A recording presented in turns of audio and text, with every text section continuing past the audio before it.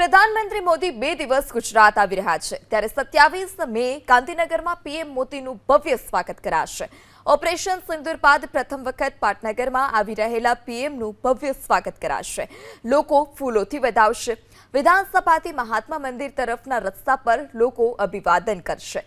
પ્રધાનમંત્રી મોદી મહાત્મા મંદિરમાં urban development મંત્રાલયના કાર્યક્રમમાં પણ હાજરી આપશે।